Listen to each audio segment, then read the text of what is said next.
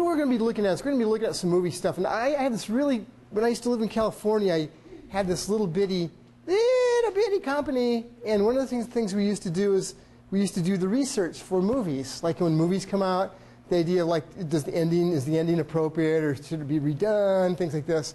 How to position different movies, how to advertise them in different ways.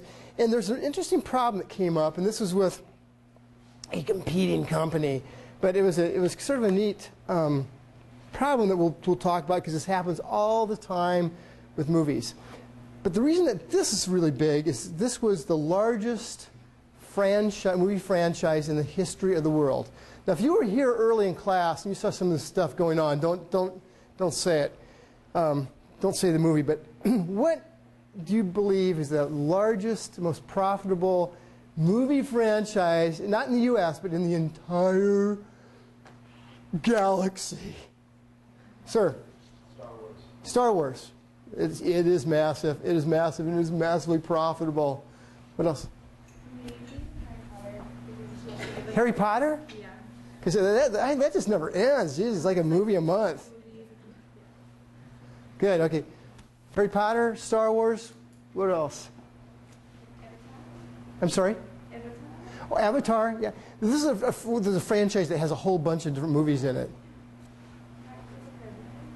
Pirates of the Caribbean, another good guess, very profitable.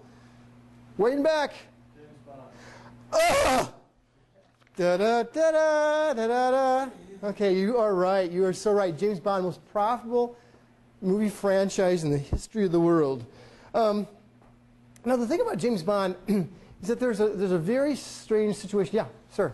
Isn't Harry Potter just like exceed the movie total gross that the James Bond movies have? You know, it might have. It might have. I just don't really know anything about Harry Potter. I've never even seen it. So if it did, I would just screen it out.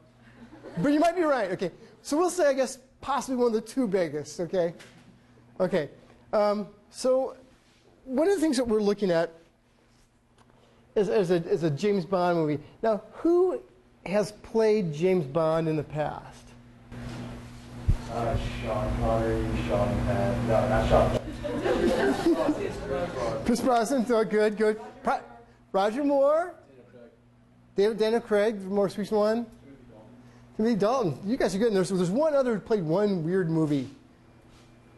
George Lazenby. But very good, guys. Well, what we're going to be looking at is we're going to be looking at Pierce Brosnan's first movie. Now, this is a situation that's very difficult. Does anybody remember what his first movie was? Goldeneye? You guys are just too good. Did you know that? Yeah. Wow, very good. You guys impress me. Boy. Okay, Goldeneye. And what we're going to look at is a real strange situation here. Because the situation is this is about 1986 or something. And there are three groups of people that they're trying to target movies toward. And the problem with James Bond up until this point was they'd had some really bad movies with that Timothy Dalton, and he was kind of like, you know, he wasn't as cool as Sean Connery. He wasn't really as witty as Roger Moore. People saw him as not really believable as a tough guy. And so the franchise has really taken a big nosedive. And what was feared was that this was the movie that would make or break the franchise. Okay? And one of the things that happened is, let's see if we can we somehow dim this part right here? Yeah, maybe I'll just turn that off for now. Yeah, thanks. And one of the problem was that were considered to be three segments of different people who'd go to view this movie. Now, all of them with James Bond, interestingly, there are a lot of women who like James Bond, but seldom do women go to James Bond movies by themselves, or without a guy. Okay. So typically, this is one of the types of movies that ends up being determined by what the guy wants to see. Now, if we look at the three biggest segments who have the most potential interest in seeing a new James Bond movie, what do you think they would be, just in terms of age?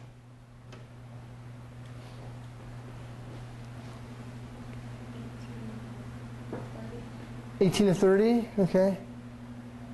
That's good.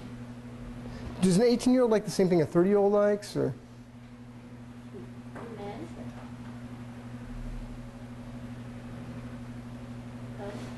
Like baby boomers? Yeah, so I think what we looked at basically is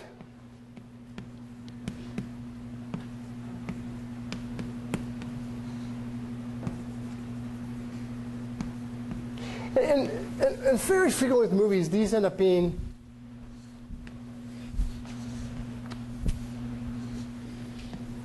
very frequent with men. These end up being sort of the basic breakdowns.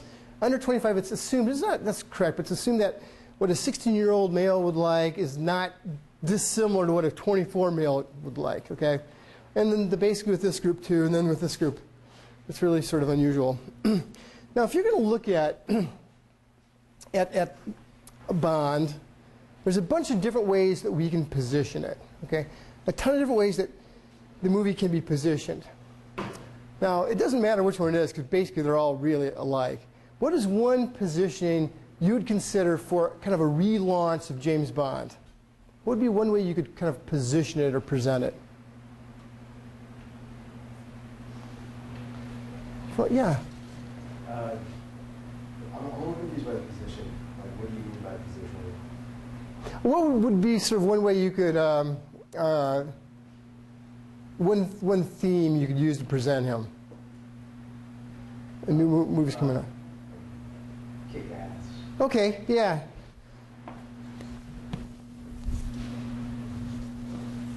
High action. What else when you think of James Bond? What are the other things you think? You think of action. What are some of the other things you think of when you think of James Bond?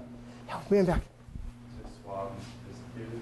Okay, sort of kind of the kind of classic, suave, suave. What would be yet another positioning? The Bond girls. That's right. That's right.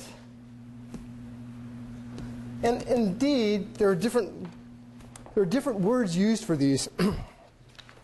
But this is exactly the groups we're looking at. But now here's where we're at. So if we look at James Bond, if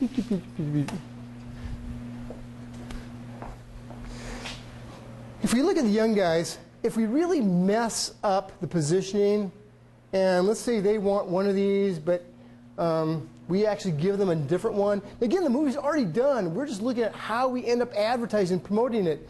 If we give them the wrong one, there's only about 13% of those guys will go to this movie. 13% of the moviegoers who go to a movie will go to James Bond. If we get it right, it could be as high as 57%. With these middle-aged guys, 25 to 45, it goes from 26 to 60.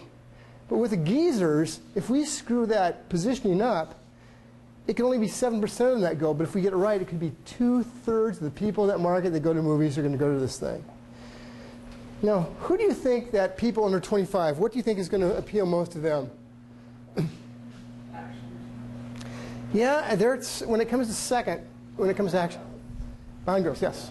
In classic, they could really care less about that. What do you think about the geezers?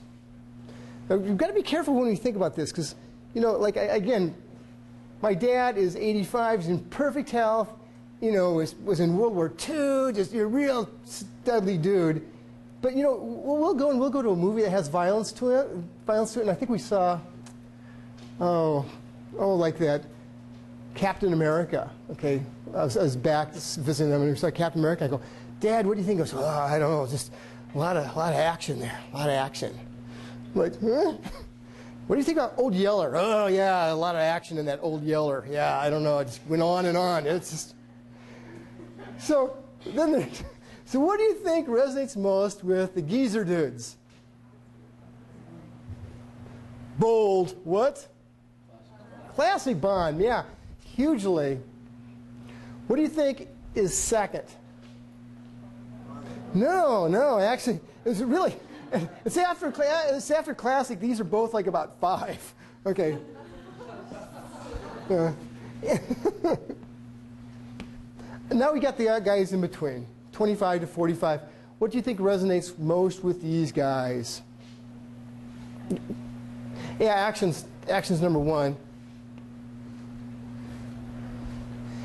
And, oops, here, sorry about that. I messed that up. And then what we have is we have a switch right here that I'm going to put a dotted line through here. That everybody, all these guys, like action first. The next group likes Bond girls and classic third, and the other one's just switched around. What do you think is the one question you could ask a person in this age range to depend on whether he didn't want to see Bond girls or he did want to see Bond girls? What's the one question you could ask? Sir, back there. Are you gay? No. That's right. Okay, right here.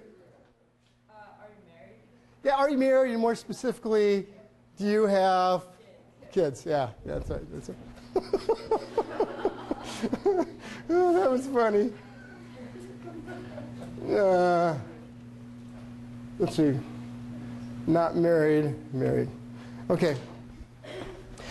Here is the danger we were in. Now there's a little bit of a difference in the way these segments are named, but it goes. The guys under 25 had the strongest preference for the witty Bond. Actually, the witty Bond is also the Bond girls Bond. Okay. Humor in the face of danger expresses coolness, confidence, and courage. Similar to heroes in contemporary action movies, and it's very important that humor be restricted to the response of danger, and that the hero still takes action seriously. And then blah, blah, blah. Let's take a look at the old guys. Those over 45 are potentially a huge segment for potential Goldeneye. They're the core of the original Bond fans, and they're still interested. Can we get this thing on and cue up the thing? The best position is the classic Bond with the blah, blah, blah. It needs to fit the mold of the original Sean Connery Bond movies with a tough hero who takes his action seriously, and it must promise all the classic elements of the Bond movie. Now, how many people have seen Goldeneye before? How many people say, I've never seen James Bond before in my life? Okay, who could be offended with a little bit of action? A medium amount of action.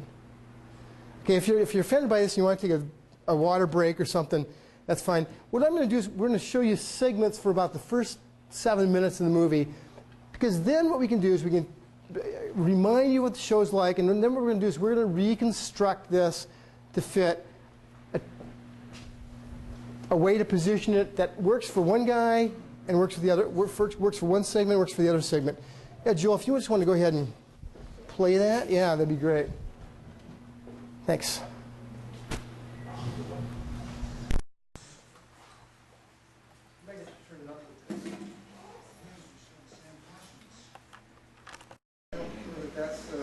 I got motoring and Beginning of the movie, is that yeah, I think what happened is it was playing the entire. I know you're saying, if only we could do that.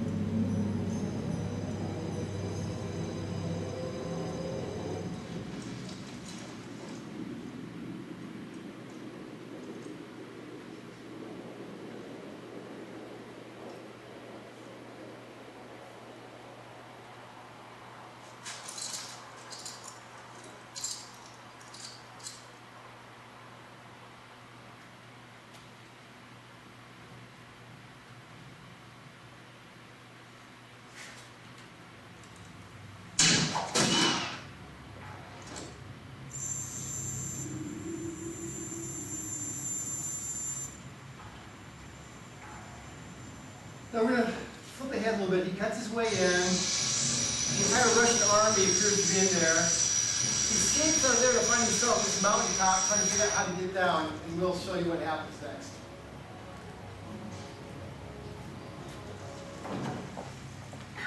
Okay.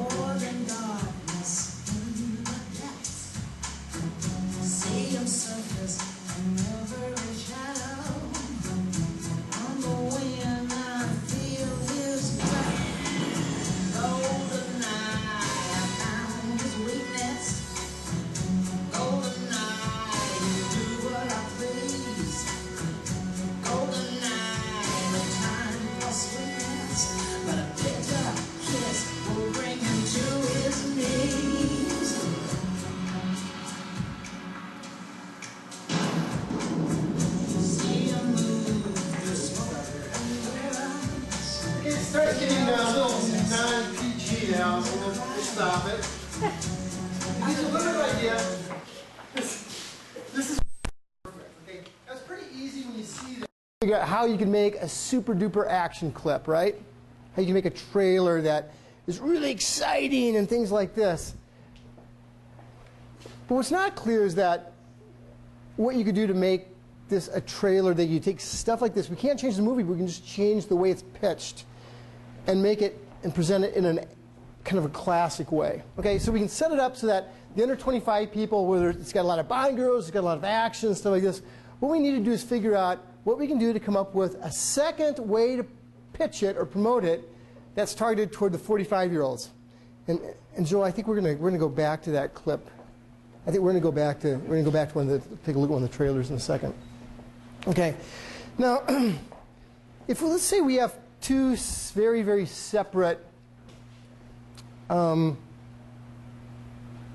trailers, two very separate sort of advertisements for the movie.